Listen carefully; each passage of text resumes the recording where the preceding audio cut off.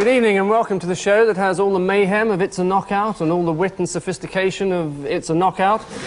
In the news this week, with the Duke and Duchess of York dividing up the contents of their home, there's controversy as Fergie is suspected of stealing the curtains.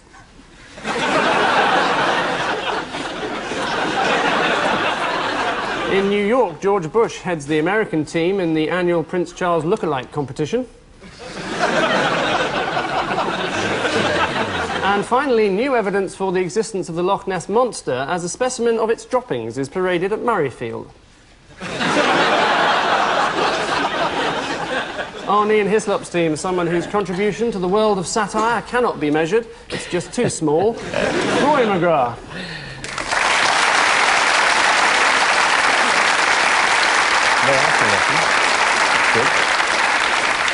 And on Paul Merton's side, MP for Brent East and the man who made the GLC what it is today, a hotel, Ken Livingstone.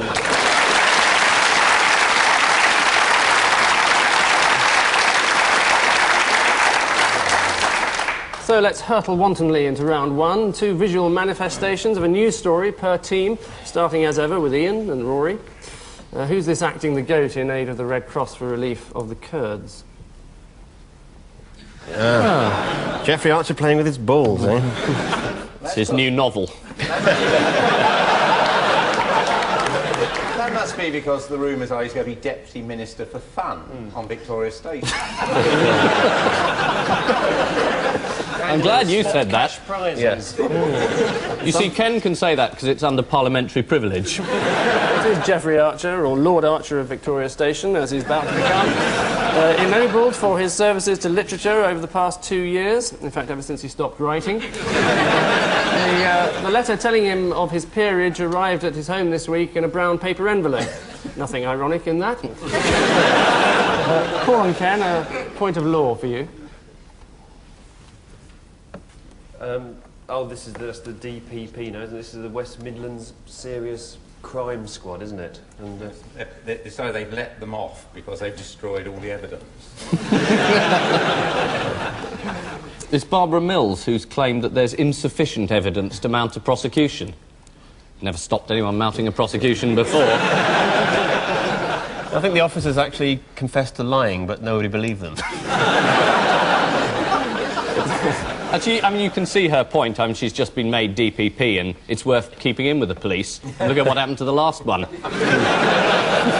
Serious Crime Squad, so called because of its dedication to serious crime, was the subject of a 2-year investigation, but the new Director of Public Prosecutions, Mrs. Mills, many will remember her from her piano-playing days, decided that the public interest did not require a prosecution. Home Secretary Kenneth Clarke, in his speech to the Police Federation this week, said he wanted to bring in new technology to prevent abuse of the old-fashioned method of handwritten confessions.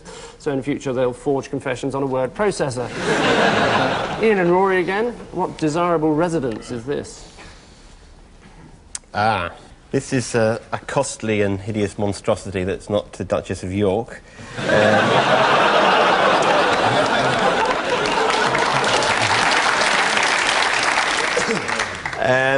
It's Canary Wharf, the largest tower block in Europe. No, the largest empty tower block in Europe. It's all about the financial difficulties facing Olympia and York, the owners of Canary Wharf, which is Britain's tallest building. Olympia and York chief negotiator Steve Miller, since he split up with his band, has been talking to the banks about extending their overdraft of £6 billion. I wonder how you go about persuading a bank manager to extend your overdraft of £6 billion. Look, I've got a cheque coming in at the end of the week. Wife's going to take on some bar work. Just bear with me till the end of the millennium. In the old days, you just said, "My name's Robert Maxwell," and they threw money at you. I thought you weren't going to... Back on his favourite subject. Paul and Ken, an immigration problem for you. this must be ID cards, is it? Yes, that's all. ID cards for dogs. Oh, this is London Zoo's attempt to crossbreed 2 different species. This seems is to have worked. the dangers that wait in the Maastricht Treaty, and we're going to have a large number of rabid dogs coming in, and Norman also have Tebbit. identity cards so the police can tell the dogs from the people. An issue of such vital and historic significance that Neil Kinnock gallantly led the Labour Party into a fighting abstention last night. Did you speak, Ken? I stayed up till 1 o'clock the first night. 1 o'clock in the morning, you know, the attractions of a warm bed, anybody's. Yes, we won't go into that. I understand Edwina Curry spoke at about 4:30 in the morning. I was asleep, not with Edwina Curry. He added. Thanks for clearing that up. Yes, we were beginning to wonder. It's A simple injection afterwards clears it up.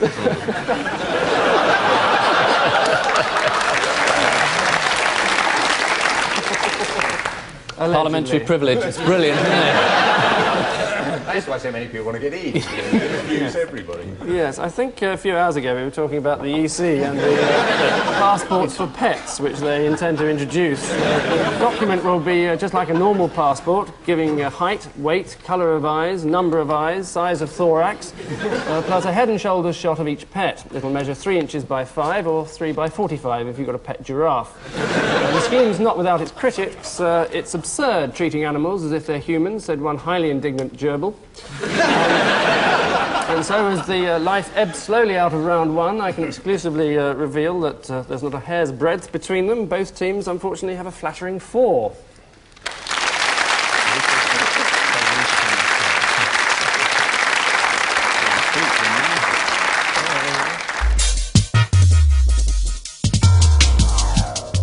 You wouldn't do that on your own. Marianne Faithfull used to say.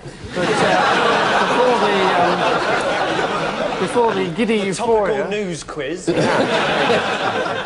her? But before the giddy euphoria that is round 2, we have the slender pleasure of our caption competition. Each team has a photograph flashed before them. Ian and Rory, this is yours. Paul and Ken, that's yours. And by the end of the programme, or the end of their lives, whichever is the sooner, they have to come up with a witty and irreverent caption or two. And while they busily jot down their spontaneous quips, let's move on to the weary world of tabloid journalism. One super soar-away headline each. Paul, £10 million soap village. Oh yes, this is the council that commissioned an architect to build a village, and he didn't build it out of pre-stressed concrete as agreed. He built it out of soap. And he cashed a cheque and there was nothing they could do. And the first sign of rain, old age pensioners were complaining that their back bedrooms were turning into lather. And there was a picture in the Daily Mail of a man sort of pointing at these suds in the high street and saying, that used to be a post office. I would let you have that, but unfortunately Who commissioned no this aspect of it particular- is remotely correct. Is it the in that case? Is it the BBC and their new soap opera where they've spent £10 million on a constructed village in Spain, I think it was, and David Mellor said, or somebody said, this is a waste of money and why aren't I in it? Yeah. It's all about a complete Spanish holiday resort, pretty unusual in itself, built on the Costa del Sol by the BBC for a cool £10 million. It's to be used for the new soap opera to replace Wogan, entitled El Dorado, and billed as a mixture of sun, sex and sangria. Sounds rather sticky. The setting will evoke the familiar sights and sounds of southern Spain: fish and chips, stale beer and drunken Geordies throwing up in the town centre. Just as well have set it in Gateshead. Ken, why is it youngsters are so grey? This is the study that was undertaken about the medical condition of so many young people. They came up with the conclusion that these are mainly the illegitimate children of John Major. Seriously, though. John's a friend. He won't sue. Don't worry about it. It's John, is it? And he wonders why he got no votes in the leadership competition. Oh, John's a mate. This is the study that showed that a lot of young people in Britain are fairly cautious, conservative, which is why we're still in opposition, I suppose. It begins to make sense, doesn't it? Yes, it's a new survey revealing the existence of a new generation of Major's children who are said to be a gentle generation who put people before Porsches. It's not gentle, it's positively dangerous. Like the Prime Minister, Major's generation are said to be sober-looking and serious, whereas Thatcher's children were smartly dressed and ready to work all hours. Thank God Michael Foot never got in, or there'd be loads of 16-year-olds going around with donkey jackets and false teeth. Rory, a musical number for you. End to Bus Stop Blues. This is... No, I'm just speculating. I think London Transport commissioned some research as to why buses were running so slowly and so late, and they discovered that it's because they kept stopping to let people on. I think almost certainly not. Or is it, then, the story which is in the front page of The Sun about a bride who ditched her husband because he was more interested in double-decker buses than her? Is it that one, Angus? No, it isn't. Oh, in that case... In that case, could I plug my Country and Western show at the Edinburgh Festival this year? It starts on August 25th. You may lose all the points you've got. Is it neither. they're going to put indicator signs like they do on the Underground at bus stops, so say next bus due 5 minutes, that sort of thing? For an extra 2 points, yes it is. Will it have false information unlike the Underground ones? It's already being run by the West Midlands Serious Crime. It is the announcement by London Transport that indicators costing £1.5 million could be installed at various bus stops, telling passengers the precise time of the next 4 buses. 45 minutes, 45 minutes, 45 minutes, 45 minutes. Richard Smith, corporate planning manager, said not all minutes will be 60 seconds. Sometimes it will say 10 minutes and it will take longer. So next time you're charged £1 for a bus ticket, give them 10p on the grounds that your pounds don't always have 100 pence in them. And finally in this round, Ian, another musical illusion. Judge Dredd. A Rastafarian's been made a judge. He's legalised cannabis and instituted Bob Marley in the courtroom. Paul, do you want to increase your lead? This is something in America, isn't it, where a judge pulled a gun on a defendant or a defendant pulled a gun on a judge or something? Yes, it was Judge J. Leonard Fleet, in fact, of Fort Lauderdale, Florida, who pulled a gun on a defendant, Gordon Mayett, pointed it at him and threatened to pull the trigger. Afterwards he added, "Whether I put a bullet into the cylinder is for me to know and the defendant to guess." I should think the defendant would have a pretty good guess with half his leg blown away. The judge did this because Mayett had been waving his arms and making faces at him. Let's hope the judge never goes into the teaching profession. All of which futile speculation brings us crashing to the end of this second round, and alarmingly, Ian and Rory have a deeply dippy 4, and Paul and Ken have a well-wicked 12. 44.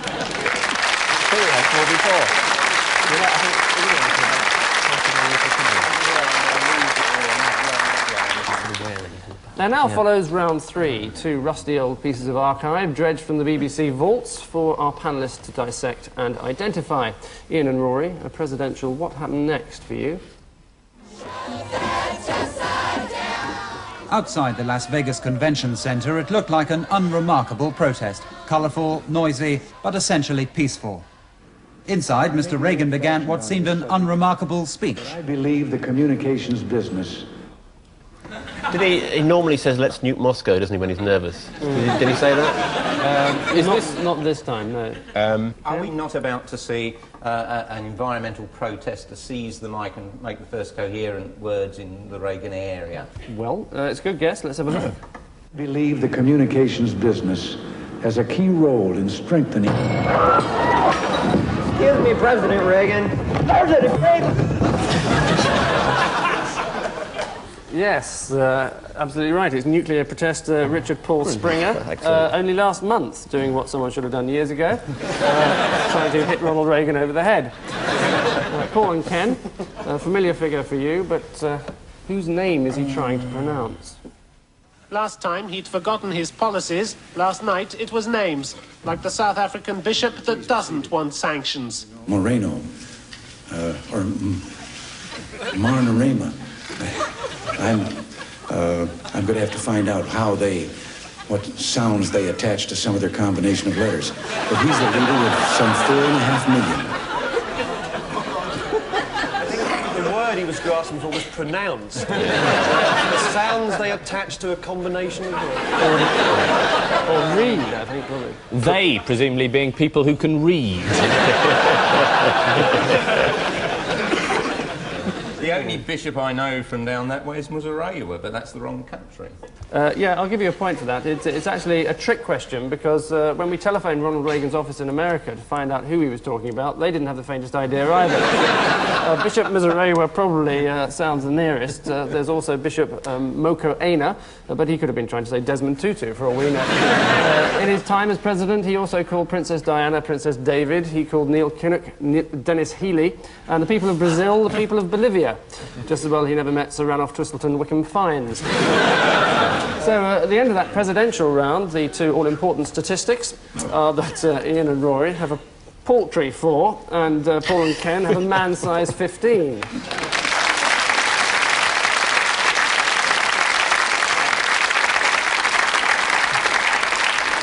This can't be right. I'm in the Labour Party. This isn't... We're only supposed to lose gracefully. Yes, and so we skip the light fantastic into our hopefully baffling odd one out round. 4 faces, 1 man, a brother from the gutter. Look them up and down a bit and tell us who is the odd one out. Paul, 4 luscious lovelies for you. Princess Diana, Beryl Bainbridge, Carla Lane, and the lovely Richard Branson. Oh, I don't know. Carla Lane, Bainbridge have Liverpudlian connections, so maybe Richard Branson was born in Liverpool and Princess Diana's the odd one out. It's a very fast guess and completely inaccurate. She's a well-known Scouser, isn't she, Princess Di?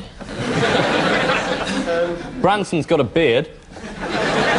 Have they all written funny sitcoms except Carla Lane?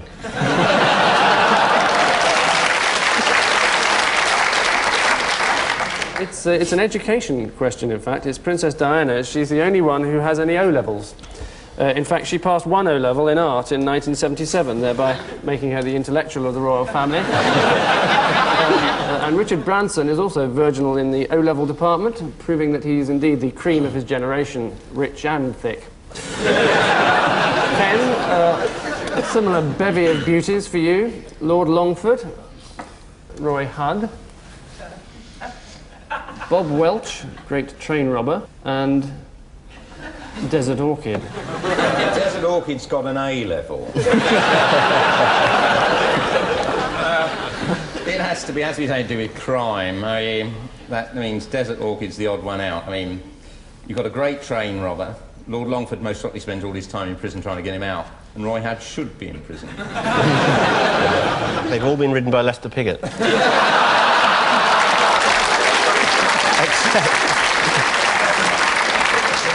Except Desert Orchid, I was just going to say. It's Lord Longford, as all the others have presented petitions to number 10 Downing Street.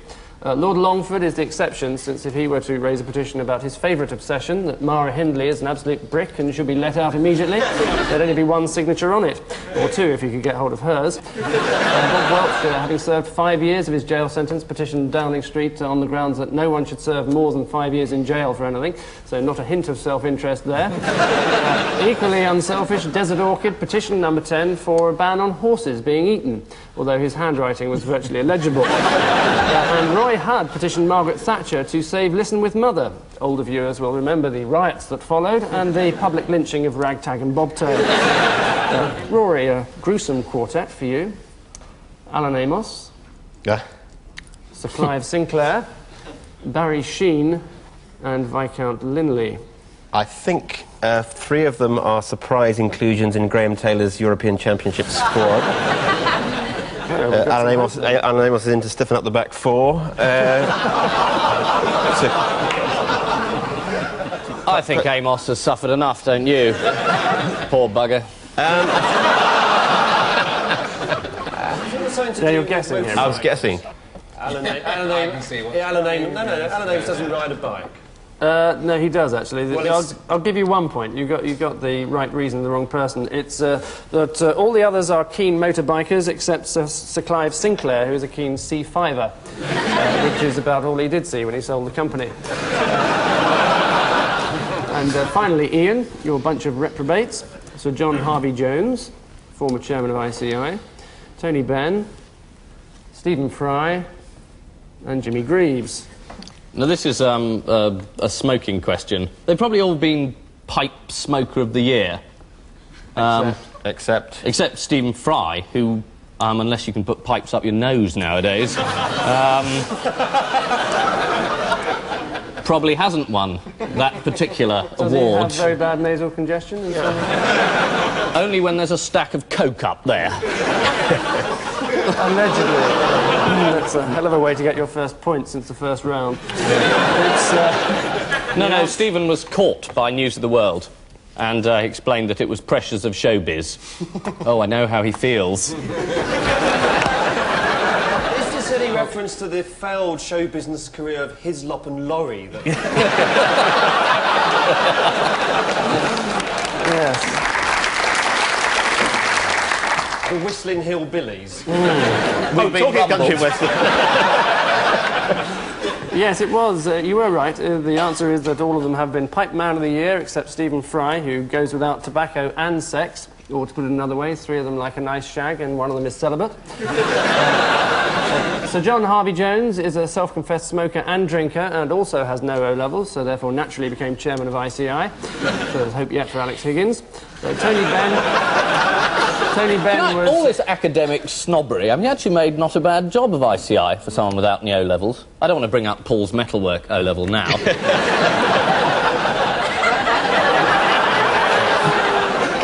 I never said I got an O-level in metalwork, I just said I did it. Oh, sorry.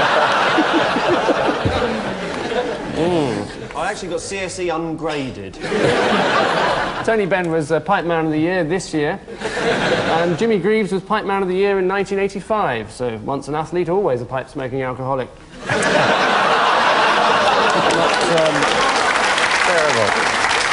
Who makes this programme? Not, of course, that he touches a drop nowadays, I'd like to make that absolutely clear, which brings us slithering to the end of this round, and possibly my career, which intriguing Your career started, Angus, then? Not really, no. This was last week. Ian and Rory desperately trying to keep their heads above water with 6, and Paul and Ken are sailing off into the sunset with 16.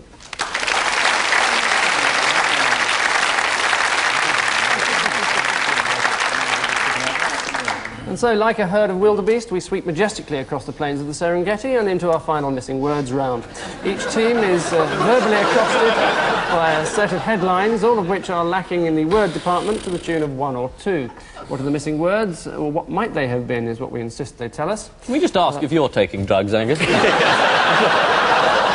seem to be talking a lot. Herds of wildebeest? So, Prescott triumphs in what contest? Eurovision Song Contest. In defeating Ken Livingstone easily contest. I know this. It's a beauty contest. Wasn't he speaking for some manufacturing union, and he was voted more beautiful than... Good, I'll give you all of that. 2 points. Union beauty contest. Union beauty contest. Mm-hmm. Next, Bush accused of pushing what? 90. Is it exchange and mark up antelope? Arms is in fact the answer. Next, Ryder Cup golfer bitten by what? Queen Mother. Mr. Ranson, I'd have thought. Is it jitterbug craze?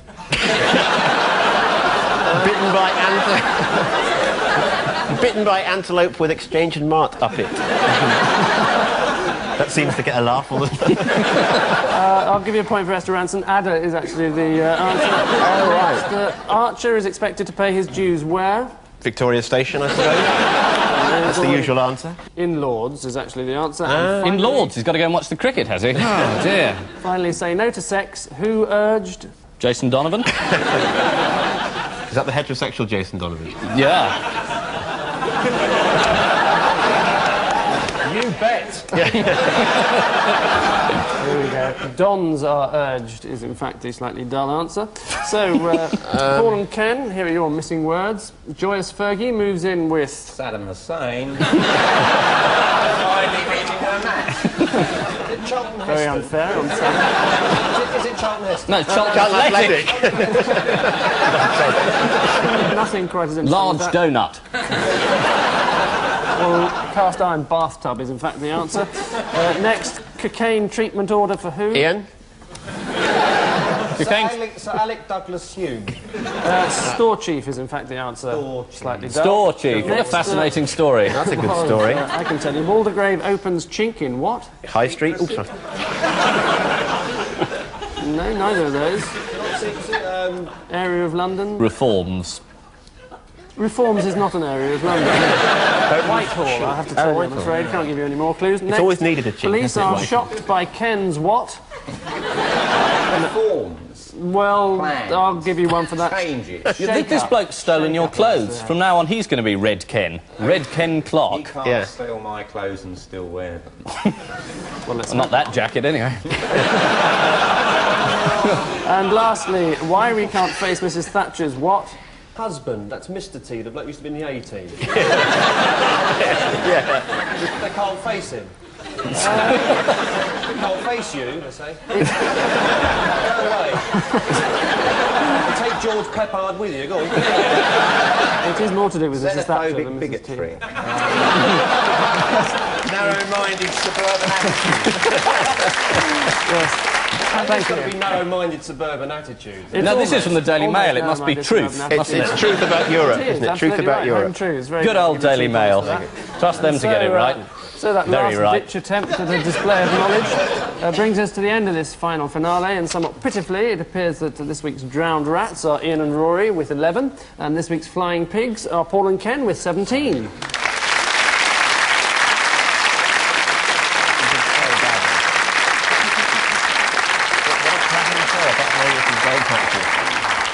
So, a golden handshake for our winners, a golden shower for our losers, but their chance for redemption...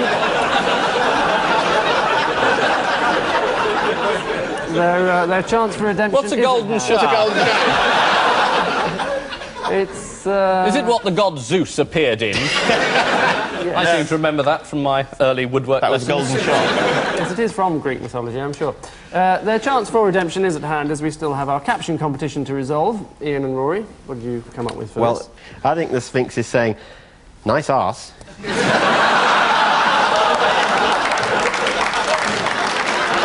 I think the Sphinx is saying one of us could do with a nose job.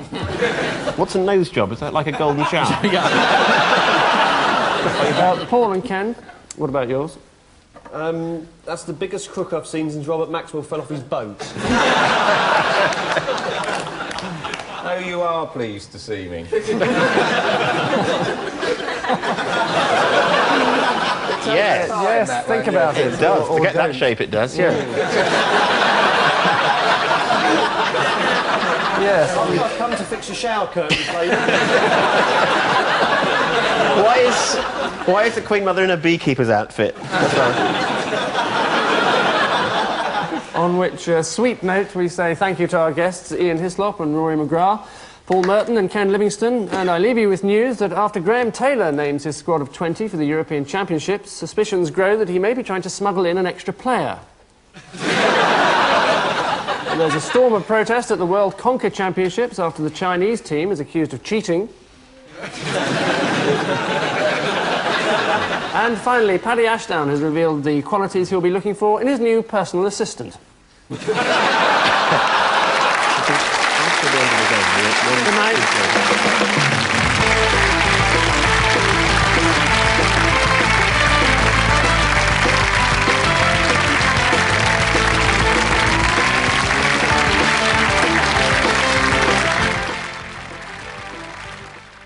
In 1979, the US Embassy in Tehran was stormed and 52 Americans were held hostage. Their stories are told in a documentary on 444 Days to Freedom, the